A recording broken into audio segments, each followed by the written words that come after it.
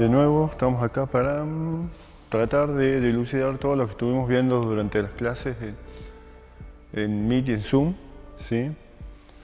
¿Cómo influyen factores físicos, ¿sí? En la formación de la imagen radiográfica? Por ejemplo, el kilovoltaje. ¿Cómo influye? Influye de dos maneras, ¿sí? El ennegrecimiento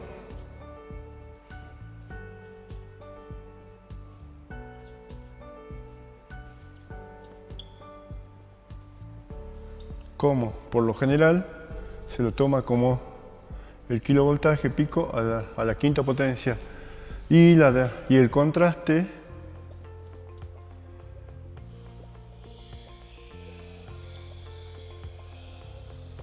radiográfico como el kilovoltaje aproximadamente al cuadrado. Como pueden ver, ¿no es cierto? El kilovoltaje que sale del tubo influye mucho. Ahora, ¿qué otra cosa sucede? La atenuación.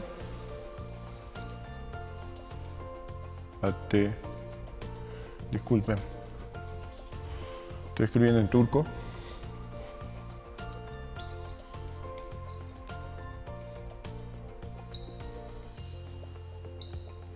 ¿Sí?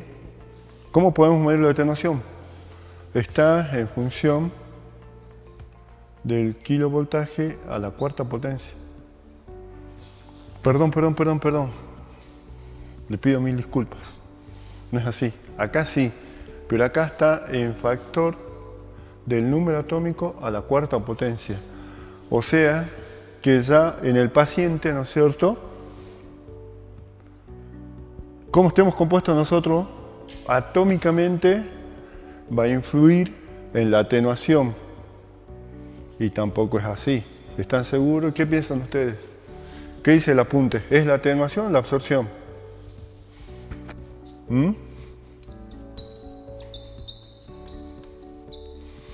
Y la dispersión, ¿sí? Tiene una relación lineal.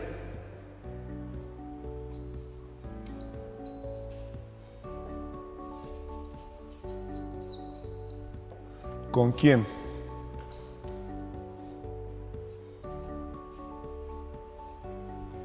El espesor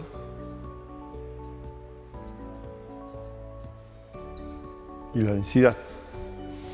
O sea que cuando ustedes, ¿no es cierto?, vemos la cantidad de kilovoltaje que nosotros le vamos a dar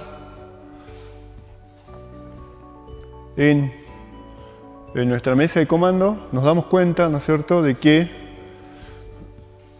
podemos ver que el ennegrecimiento óptico de la radiografía, ¿no es cierto?, va a estar en función, podemos calcularlo realmente en un cociente, en una multiplicación, que sería el kilovoltaje a la quinta potencia por el miliampere segundo. Eso nos va a dar la cantidad que se va a ennegrecer, el número matemático, el que se nos va a ennegrecer la placa radiográfica, ¿sí? Si lo estamos haciendo bien o no. Y el contraste radiográfico por lo general siempre es el cuadrado del kilovoltaje. Pero dentro de todo eso, ¿no es cierto?, está, ¿no es cierto?, lo que sucede dentro del paciente para llegar al receptor de imagen. ¿Qué es lo que sucede ahí? Por ejemplo, ¿no es cierto?, que sabemos que la absorción, ¿no es cierto?, depende de ¿qué? Exclusivamente del número atómico.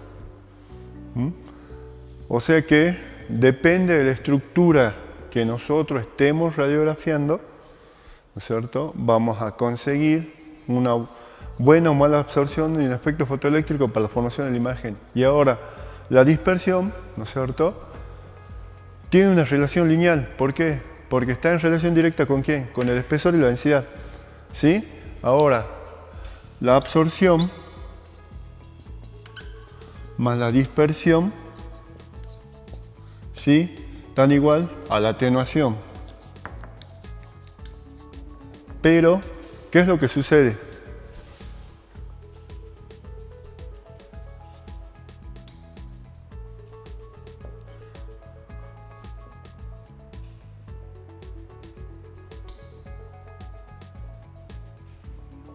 ¿Qué sucede con la atenuación y la dispersión? Son fenómenos contrapuestos. ¿Sí? Si ustedes tienen mucha absorción, sería lo ideal, va a haber poca dispersión. Pero si ustedes tienen mucha dispersión, ¿qué es lo que va a suceder? Va a haber poca dispersión. ¿Sí? Otra cosa importante, la atenuación, ¿no es cierto? Aunque nosotros tendamos a pensar, la atenuación nunca va a ser cero. O sea que nunca, siempre va a haber una cantidad de rayos X que va a llegar hacia la placa para formar la imagen radiográfica. ¿Sí? Eso respecto de fundamentos físicos. Ahora, ¿cuáles son los anatómicos? Por ejemplo, si ustedes van a hacer un tórax, ¿no es cierto? Acá está el receptor de imagen, acá está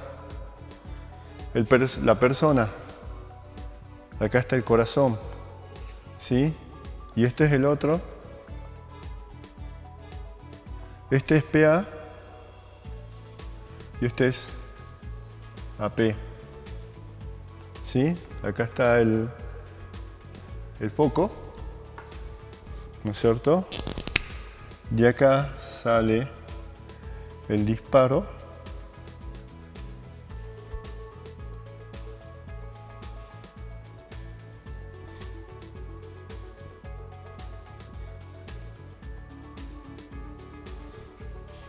¿Cierto? Ahora, ¿qué es lo que estamos descubriendo acá? Que influye muchísimo, ¿no es cierto?, dónde esté ubicado o cómo esté ubicado el objeto que nosotros queremos ver. En este caso, en una placa de tórax, ¿qué es lo que importa? Esto es el corazón, ¿sí? Y esto va a ser el tamaño del corazón en una PA. Y este va a ser el tamaño del corazón en una P. Indudablemente se va a ver más agrandado en ¿qué? Una placa anteroposterior. ¿Por qué? Porque se tiene en cuenta esto. Esto que está acá, ¿no es cierto? Se llama distancia foco-receptor. ¿Sí? Esto que está de aquí hasta acá es la distancia objeto, foco, ¿sí? La distancia objeto, foco, foco, objeto, ¿sí? ¿Y cuál es la otra que nos queda? ¿Miren, verdad? ¿O será fosforescente? Bueno, esto que nos queda acá, que no se, bueno, se ve bonito, ¿no es cierto? Es la distancia objeto-receptor, no se ve. Es la distancia objeto-receptor. Distancia objeto-receptor. El juego de esas tres distancias hace que la imagen, como ustedes se recuerdan que le mostré en el PowerPoint de la clase, el corazón, ¿no es cierto?, en PA tiene un determinado tamaño y en AP tiene otro. Entonces, si el médico, el observador, no sabe qué es lo que estamos haciendo, cómo estamos haciendo la proyección, muy posiblemente diga que este corazón tiene cardiomegalia. Es un corazón normal. Simplemente, ¿qué es lo que sucedió? Cambió la posición. ¿Sí? De ahí viene otra cosa que se llama distorsión o magnificación. ¿Por qué? Porque como les decía, ¿no es cierto?, que ¿de qué depende? Por ejemplo, no es lo mismo que ustedes tengan, ¿no es cierto?, cualquiera de estos elementos a esa pegado al receptor imagen, y no es lo mismo que lo pongan acá. ¿Sí? Que formen algo llamado acá, que hay entre estos dos cosas, entre el objeto y el receptor de imagen, conocido como air gap.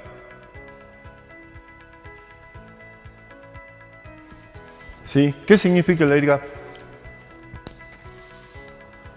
El IRGAP representa, ¿no es cierto?, algo bastante importante que le permite a ustedes magnificar una estructura para observar algo que es microscópico. Por ejemplo, fracturas de escafoide, fracturas de vértebra, fracturas, por lo general, de vértebras cervicales, de escafoide o de huesos largos de la mano o del pie. ¿Sí? Eso es lo que se me viene a la mente, pero también puede haber en otro, por ejemplo en órbita, en senos paranasales. ¿Sí? ¿Cuál es la cuestión? ¿Sí? Que en el momento en el que ustedes aumentan el ERGAP, o sea la distancia entre el objeto y el receptor de imagen, deja de haber una magnificación y comienza a haber una distorsión. ¿Qué es la distorsión o borrosidad? Pierden los bordes netos de la estructura. ¿Y cómo se puede conseguir una magnificación? Como les decía a ustedes, una es dejando un espacio entre el objeto y el receptor de imagen, y la otra es ¿cuál? Acercar el foco. ¿Sí? Porque si ustedes acercan el foco acá, va a haber esto, ¿no es cierto? Y va a salir esto. Y el objeto sale un poco más agrandado o más magnificado. ¿Sí? ¿Por qué? Porque ustedes están reduciendo la distancia, ¿no es cierto?, de donde salen los rayos. ¿Cuál es el fundamento que ustedes colocan los rayos de 1 a 2 metros? ¿Sí? Cuando hacen una teleradiografía de tórax. ¿Cuál es el fundamento principal?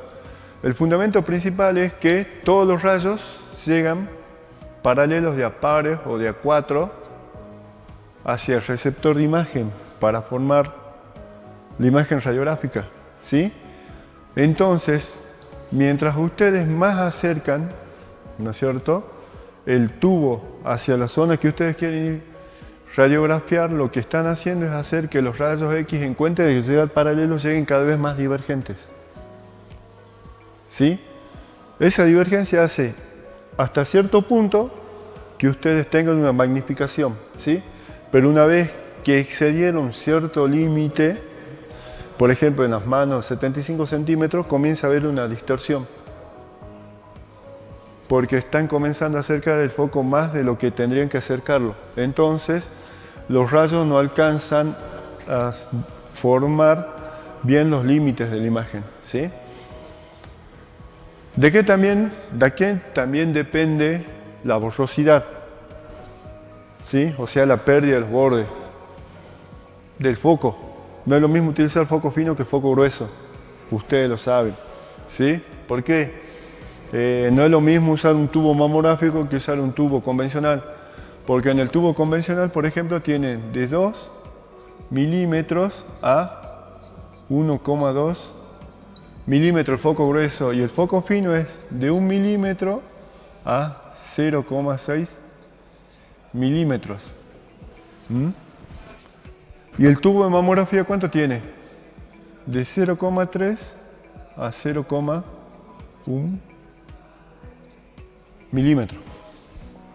Igual que los tubos de hemodinamia.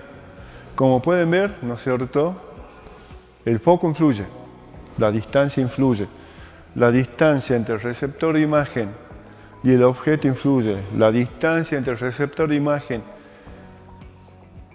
y la fuente o el tubo emisor también influyen. ¿Sí? ¿Qué otra cosa influyen? Aparte de eso, ¿cómo se coloca el tubo? ¿Sí? Como ustedes vieron ahí en el apunte, por ejemplo, ustedes tienen un hueso y ahí tienen la fractura. ¿Sí? Si ustedes colocan el tubo acá, el tubo va a ver la fractura. ¿Sí? Ahora, si esta fractura tiene esta manera, tiene esta forma,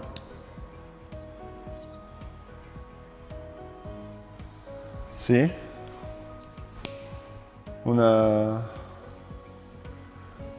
¿Cómo se llama?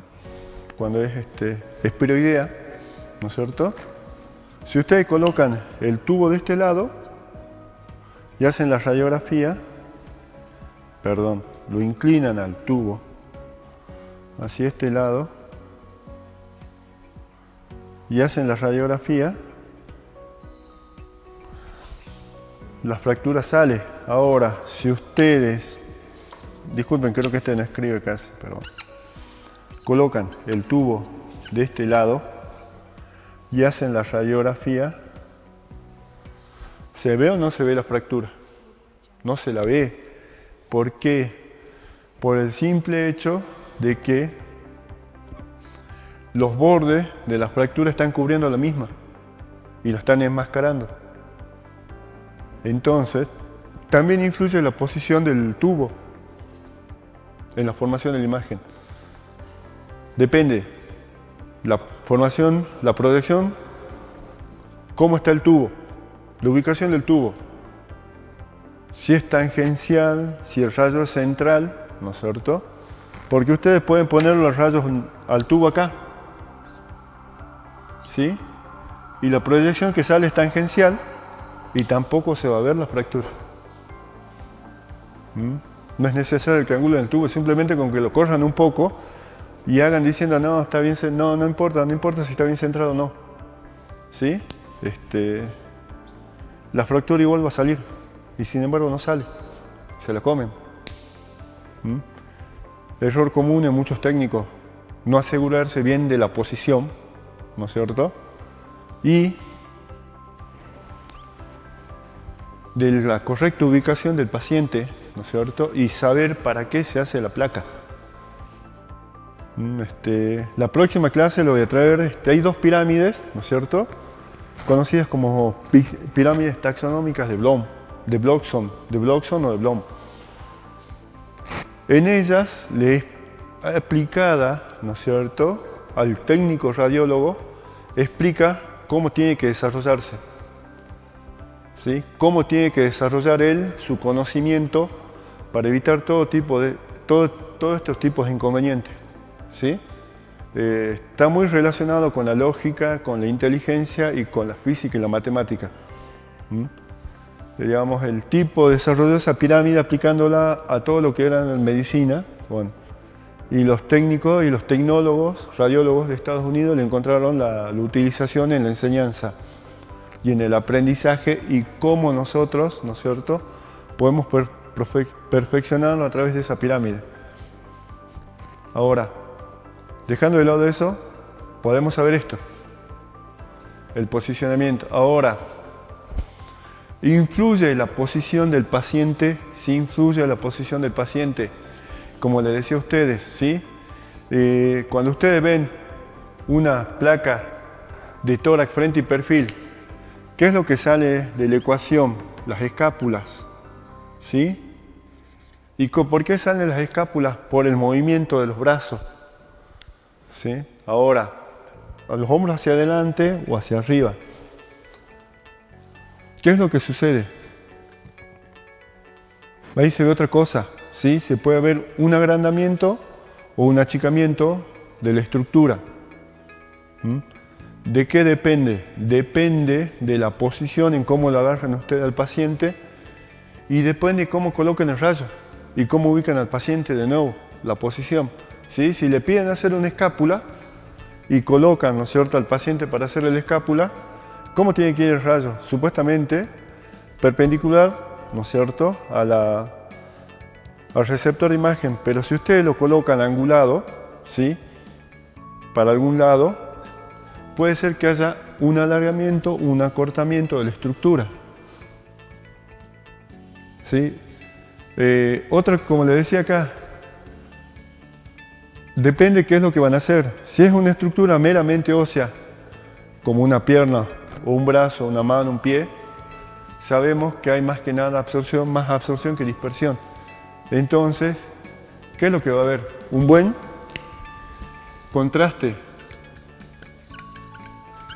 ¿sí? Ahora, ¿qué pasa si es un abdomen? ¿Sí? Con el abdomen hay más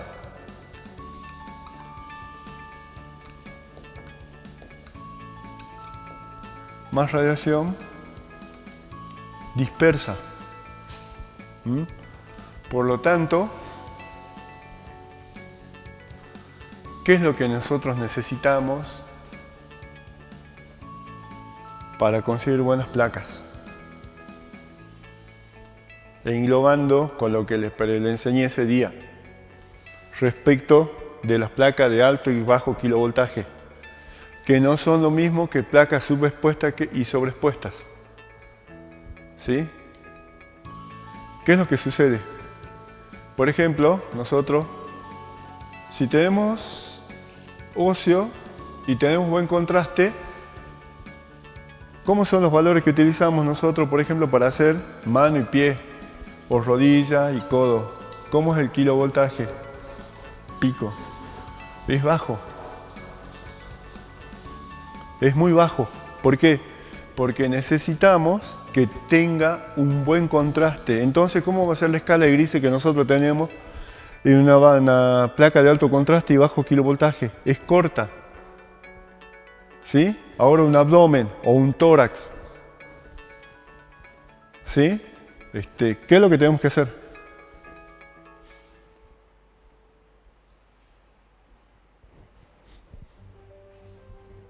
¿Cómo tiene que ser el contraste en un tórax? Tiene que ser bajo. ¿Sí? El contraste acá, el contraste es alto. ¿Sí? Entonces, ¿cómo tiene que ser el kilovoltaje pico? Tiene que irse hacia arriba. Tiene que ser alto. ¿Por qué? Porque si nosotros tenemos un bajo contraste, ¿cómo vamos a tener la escala de grises? Larga. Entonces, si nosotros tenemos dos estructuras que se superponen, ¿no es cierto?, y son agarradas, digamos, por el rayo en forma normal, ¿vamos a poder distinguirlo o no? Muy posiblemente sí. Ahora, si dos estructuras son contiguas y tienen la misma densidad, ¿no es cierto?, no vamos a poder distinguir dónde comienza una y dónde termina la otra. Pero si están superpuestas con una placa de alto kilovoltaje, por ejemplo, el mediastino, que está el timo, está el corazón, están las arterias, las venas, ¿no es cierto?, el esternón. Si utilizamos bien el kilovoltaje alto, vamos a poder distinguir dónde termina una estructura y dónde comienza la otra. ¿Comprenden? Ahí, ¿qué es lo que incide? Inciden características que son variables. ¿Sí? Las variables son estas. El paciente, exclusivamente. ¿Sí? Densidad, espesor y número atómico. ¿Qué otras más? La distancia del foco película, distancia foco receptor, factores físicos de distancia. ¿Y cuál es el otro importante? La colimación y el posicionamiento y el correcto posicionamiento del paciente. Si ustedes no posicionan correctamente al paciente, no van a conseguir un resultado óptimo. Si no coliman, ¿qué es lo que ustedes saben? ¿Qué es lo que pasa si ustedes no coliman bien? Aumenta la radiación dispersa, por ende, ¿qué es lo que se les reduce la absorción? ¿Y qué es lo que afecta? El contraste. Se afecta cómo se forma el contraste. Ahora, hay otros factores que son fijos. ¿Sí? ¿Cuáles son los factores fijos? Ya lo vimos en Física 2 y en Física 1. Tienen que saberlos. ¿Sí? El tipo de generador que estamos utilizando o el tipo de sistema que estamos utilizando para formar la imagen, por ejemplo, en tomografía, resonancia, ecografía o rayo X, ¿no es cierto? Depende del tipo, si es una fuente de alta frecuencia, si es de frecuencia media, el tipo de tubo, el material que está hecho el tubo, ¿no es cierto? El tipo de receptor. ¿El receptor será fijo o será variable?